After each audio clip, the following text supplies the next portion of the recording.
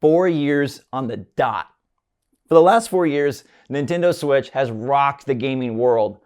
But this morning I was thinking, what if this special system came out today? What if instead of 2017, Nintendo released their hybrid hope for the future in 2021? Like, how would this launch lineup be received? How would the Joy-Con fare? And would it be a success with the PS5 and the Series X out there? So in this video, we're diving into this parallel world where Nintendo Switch releases today.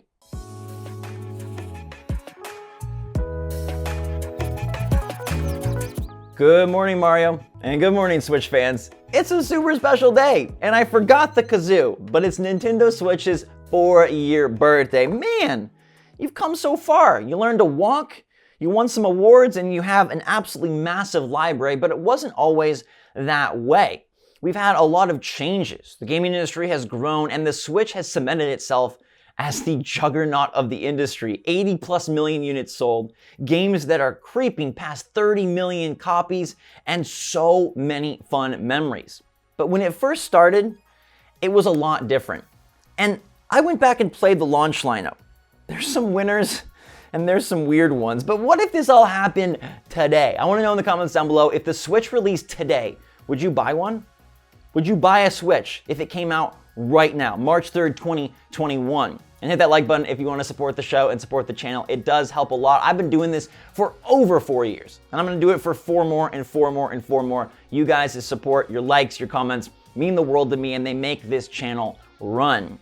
Nintendo decided to run with a really strong start. And we're going to talk about the system a little later, but I want to get to the games right away.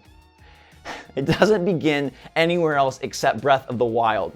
Legend of Zelda is legendary, and this game would change the franchise. So I think if Legend of Zelda came out today, Breath of the Wild drops March 3rd, 2021 right now, that game is still just as important.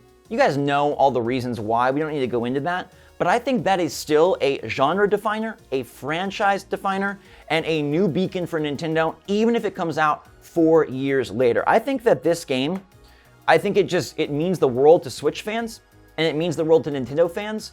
And whatever year it came out, this was going to be the Zelda that would shake it all up. This was going to be the Zelda that redefined what a Legend of Zelda adventure was. This was going to be the Zelda that made everyone go crazy. This was going to be the best-selling Legend of Zelda. I just know it.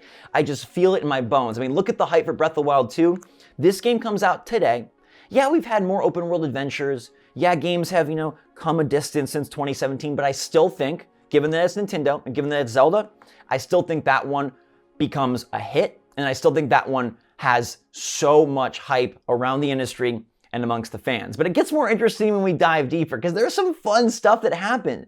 And it's really interesting that Nintendo Switch, I feel like when they started, they had 2 paths, or maybe they were trying to go down both at the same time. There was the hardcore path of Breath of the Wild, and then there was the quirky, weird path of 1-2 Switch. It's interesting that Nintendo's 2 retail first-party titles were so classic and so Good Morning America. I mean, 1-2 Switch was a $50 game, and it tried to utilize the Switch in the ways that the Wii was successful. We're talking motion control, shake the controller, dance around, milk a freaking cow. You could milk a cow. If 1-2 Switch released today, I mean, it's not like this game was loved in 2017, but I think it does even worse in 2021. I think this game comes out and gets like really middling scores. Minigame compilations just don't do it for people anymore, and they barely did it back then. It's a relic of an era that we're now way past. I mean, 2017 was closer to the Wii era, but Nintendo was clearly trying to walk the tightrope of, hey, we want to appeal to our big nostalgic base, and we want to appeal to that wide demographic that we really wrapped up with the Wii. And the Wii U was such a misfire for Nintendo. I think they might have felt like, where do we go? What do we do? And Snipperclips, Cut It Out Together, is a great example of going somewhere more broad, but doing it in a beautiful Nintendo way. I love these quirky experiments, and I feel like we've gotten less and less of them as the Switch has progressed. Because like, there's Labo, and there's Mario Kart Home Tour. Not as many just flyers, not as many chances taken, not as many like, hey, I'm just gonna throw an idea out there and go the distance. But Snipperclips, like, that is a gem. That's a $20 game. 20 bucks, and you get something brilliant. I played Snipperclips so much this morning, I didn't even want to put it down. Like, I'm lucky I'm making this video. I was so hooked. And I was playing solo. That game is twice as fun, maybe 4 times as fun with another player as you snip and clip and solve these puzzles. It's just got great screen presence. It's got such charm and colors, and I love how clever it is. Like, those kinds of games, there really isn't anything comparable on the other consoles. And so if that drops today, I think that still makes waves. It's an ingenious idea, and it taps into fun. You're talking games like Overcooked, Mario, Snipperclips, games that you play, you just can't help but smile. Like, those will never go old. So Snipperclips drops right now. Snipperclips is a hit. And I love that the Switch had such a wide range of prices. You know, I got 60 for Breath of the Wild, 50 for 1-2 Switch. There were a lot of ports that I don't really want to touch on because they didn't mean much to me. I Am Setsuna. I mean, Shovel Knight's a great game, but port, Bomberman R, okay. But let's talk about another gem, Fast RMX. This game holds up. Another $20 title. It's brilliant, my friends. Yeah, it's no Mario Kart. 8 Deluxe is coming out in a month and a half, but Fast RMX, such a good game. I totally forgot that it's basically Wipeout from the PlayStation side, but with this interesting like phase shifting mechanic where you go from blue to orange, blue to orange. It's futuristic, it's really fast, it had local co-op or local split screen, it had local connective multiplayer, and it had online multiplayer. So it was really bringing like all the ways for you to have fun in one spot. And Snipperclips was sort of the like couch family co-op game. Breath of the Wild was like the hunker down single player. Fast RMX, basically until Mario Kart 8 Deluxe, that was the multiplayer title. And I think so many of you have missed out on these last two. Fast RMX and Snipperclips, they're great today. You got $20 lying around. They don't go on sale all that often. Fast RMX does occasionally. Snipperclips, it does sometimes, but never like $5. These are both worth their full value. Like, these are both great games. And that trifecta, Breath of the Wild, Snipperclips, and Fast RMX, like, that's still a solid launch lineup. I mean, it was pretty barren, but hey, I think barren does better today because PS5 and Xbox Series X are so darn empty. It is a Sahara desert of dryness for those 2 super expensive boxes.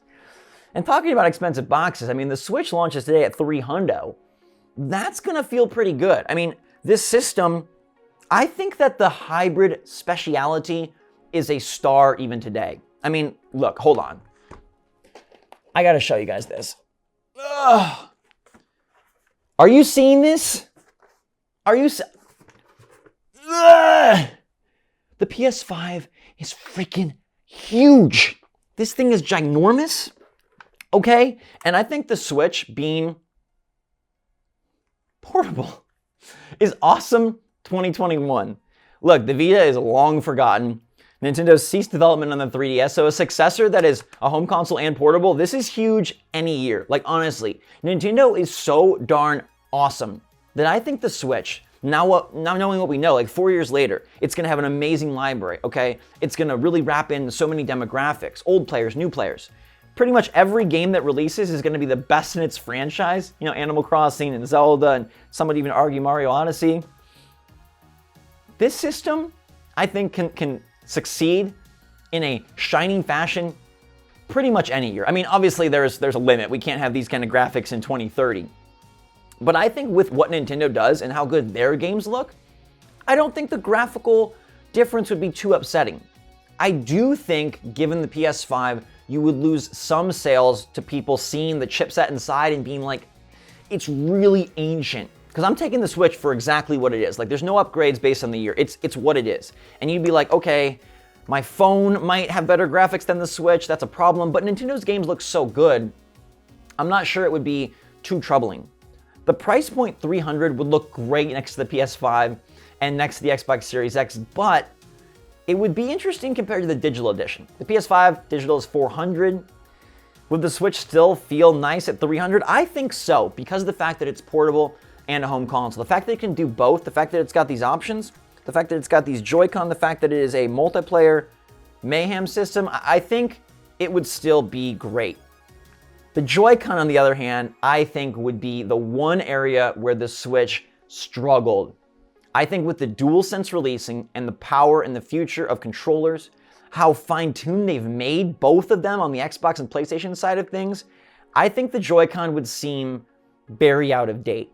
I think the fact that the PS5 controller is so beefy would not bode well for the Joy-Con. I think the fact that they're emphasizing motion control and IR pointing and things that are just forgotten now, I don't think people would like the Joy-Con.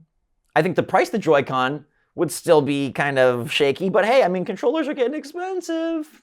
The Pro Controller would be amazing. I think people would still love that, but it wouldn't be as great, just because Sony and Microsoft have improved their controllers so much. But Nintendo would get props for their Neon Joy-Con, and they get props for making the system fun, and they'd probably get props for coming out with something just totally off the wall.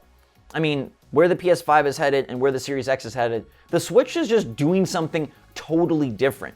And their path of exploring like motion, 1-2 switch, I think that would have been shuttered even faster. Like, I don't know if Nintendo, continues to try motion control. Well, then again, they're continuing. Mario Golf has motion control. What the heck are they doing? Okay, maybe they would still be weird. Nintendo will always be weird, but I think the Switch, I think this system basically has the same success today. I mean, the lineup, some of these games, just time will not take anything away from them. And I think that's the mark of Nintendo. Their best games, they're always amazing. Even Link to the Past, the graphics are so outdated, but that game is just a gem. We saw with the Mario 3D All-Stars collection, those games are still fun to play, but we're at a point, and Breath of the Wild and Odyssey and that entire first-year lineup looks so darn good. At least from a first-party standpoint, Nintendo would be awesome. I think third parties would find it harder to get on board. I think with the PS5 out there and development full steam ahead on these next-gen systems, I think Nintendo would be hard-pressed for third-party ports, and I think you'd be getting more stuff like Super Bomberman R than you would be getting hey, we got a Wolfenstein game, and hey, we got, Crash Bandicoot. I think that would be set back a bit. But hopefully as Nintendo succeeded with their first-party stuff, third parties would jump on board and they'd be like, dude, Nintendo, we'd love to support your system and get access to your install base, but please put out a Switch Pro. Heck, maybe the Switch Pro would release first instead of the Switch Lite if the Switch came out today. An iterative step towards more power would probably be a pressing need for Nintendo, as opposed to something that was totally portable. This could do just fine in that way. And with what we know now, Nintendo would have a killer year. I mean, 2021 is going to be tough.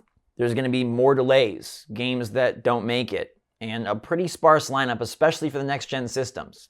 It's the reality of a pandemic world, and while Nintendo would probably be affected as well, if they were able to pop out the lineup you see on my shirt, the Splatoon 2, Mario plus Rabbids, Mario Odyssey, Pokken Tournament, we did have Street Fighter, Mario Kart 8 Deluxe, it would be fantastic. There'd be so much to play on the Switch, and it would seem like Nintendo was having a renaissance.